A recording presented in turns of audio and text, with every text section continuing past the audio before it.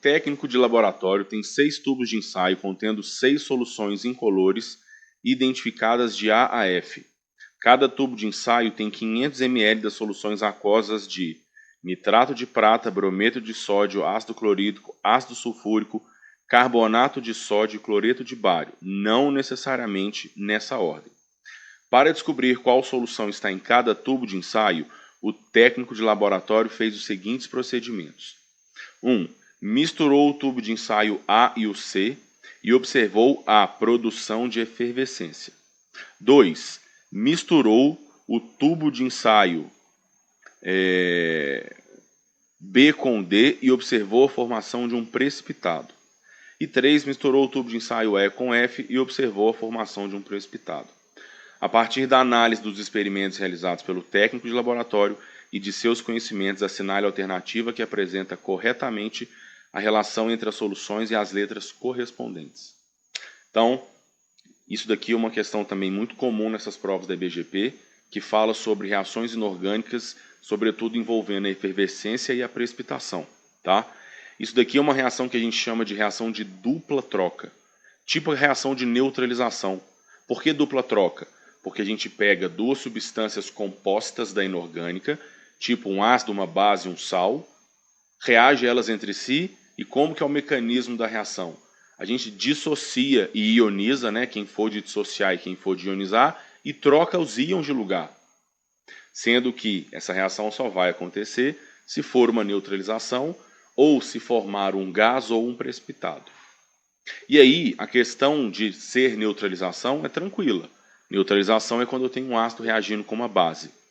A efervescência tem uma que é muito bom de guardar, que ela aparece direto.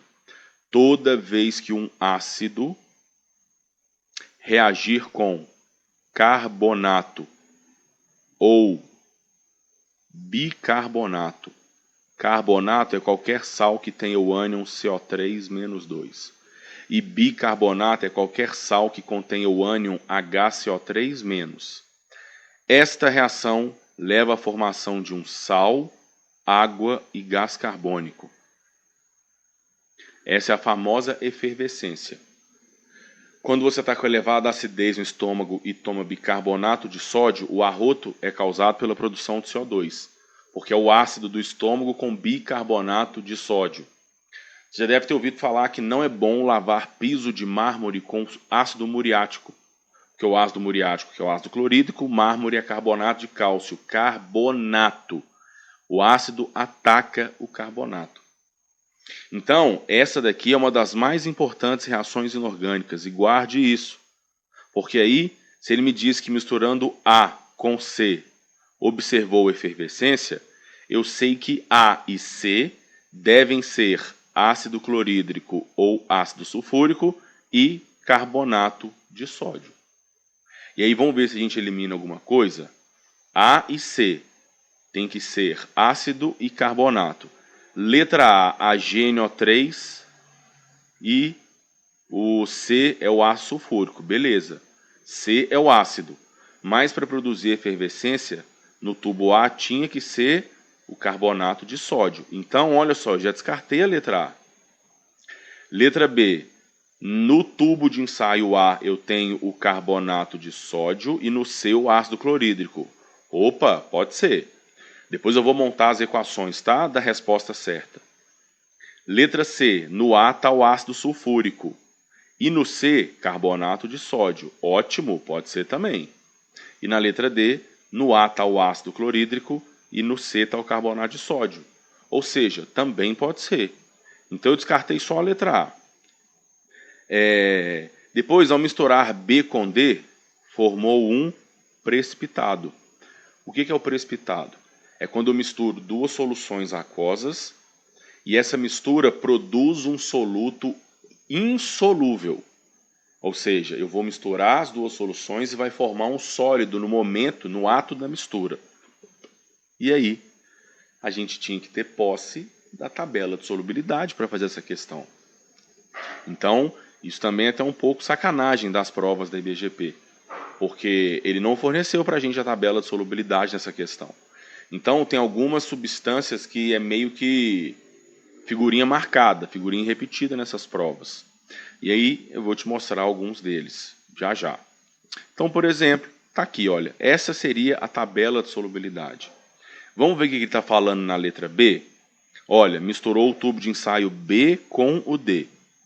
O B tem o cloreto de bário e D, ácido sulfúrico. Quando a gente reagir, o H vai juntar com o cloro, formando um ácido clorídrico, e o Ba vai juntar com o SO4. Como eu falei, eu vou montar essas equações agora, da resposta certa. E o Ba com o SO4, olha só como é que a gente lê a tabela de solubilidade. Sulfato, está aqui. Todo sal que contiver o ânion sulfato, se for com algum cátion da coluna 2A, exceto o magnésio, e prata, chumbo e mercúrio, ele é praticamente insolúvel. Então, quando juntar o sulfato do tubo D com o bário do tubo B, vai formar o sulfato de bário, que é insolúvel, ou seja, aqui está rolando um precipitado. Vamos ver na letra C. Ele está misturando o NaBr com o BaCl2. E o Na vai juntar com o Cl e o Ba com o Br. Na com Cl, olha aqui, olha, Cl e Br. São praticamente insolúveis com cobre, prata, chumbo e mercúrio. Uai, isso quer dizer então que tanto o cloreto de sódio que vai ser formado quanto o brometo de bário são solúveis. Não está formando ninguém insolúvel, então eu já descartei a letra C. Já na letra D, o B, nitrato de prata com D, ácido sulfúrico. O H do ácido sulfúrico juntaria com o nitrato, formando um ácido.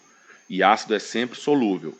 Agora, o cátion prata juntaria com o sulfato. E, volta lá no sulfato de novo. Sulfato com prata é praticamente insolúvel. Então, poderia ser. Tá, agora vamos ler a última, a 3. Misturou E com F e também formou um precipitado. E, na letra B, NaBr com AgNO3. O Na com o NO3, olha lá, todo sal que tem o NO3 é sempre solúvel. Agora, o Ag com o Br formaria, olha aqui o Br, se tiver com Cu, Ag, Pb e Hg, é praticamente insolúvel. Ah, então o Ag com Br também formaria um precipitado. Portanto, eu já matei, a resposta é a letra B. Vamos ver essas possíveis equações para você entender como que faz? Eu vou fazer as duas primeiras, porque a última de precipitação seria idêntica também. Então, misturou A com C. A é o Na2CO3, com o C, que é o HCl. HCl ioniza em H+, Cl-. E o Na2CO3 em 2Na+, e CO3 menos 2. Pega o cátion Na+, esse 2 aqui a gente balanceia depois, e junta com o ânion Cl-. Isso forma NaCl. Mais pega o H+, e junta com o CO3 menos 2. E ao juntar esses dois, isso formaria H+, com CO3 menos 2, cruza as cargas, isso formaria o H2CO3, que a gente tem que saber de cor, tá? Infelizmente, de cor, que ele é um ácido muito instável. Então, sempre que ele é produzido numa reação, ele se decompõe em água e CO2.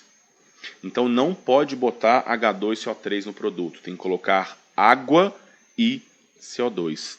É daí que vem a tal efervescência, olha, água mais CO2. E a segunda mistura que ele propôs, B com D. B é o cloreto de bário, então é o BaCl2 com ácido sulfúrico, H2SO4. Cloreto de bário separa em Ba2+ e Cl-1. O ácido sulfúrico, 2H+, SO4 menos 2. 2Cl- aqui, né? Caso pedisse o balanceamento. Então é só juntar o H+ com o Cl-, e isso forma HCl, que é um ácido solúvel, e juntar o Ba2+ com o SO4 menos 2. Formaria o BaSO4, que é insolúvel, é o precipitado. Quando a gente misturasse essas duas soluções, formaria um sólido na hora dentro do recipiente. Mas, de novo, eu só sei disso se eu tenho a tabela. Se eu não tenho essa tabela de solubilidade que está aí do lado, não tem como fazer, a não ser que eu decore. Mas, alguns que caem muito. Esses aqui, olha, saber que os nitratos são sempre solúveis é importante. Saber que os halogenetos, que são os caras da 7A, com cobre, prata, mercúrio e chumbo são praticamente insolúveis. E os do sulfato também são figurinhas repetidas. Vocês vão ver que esses costumam cair muito nessas provas.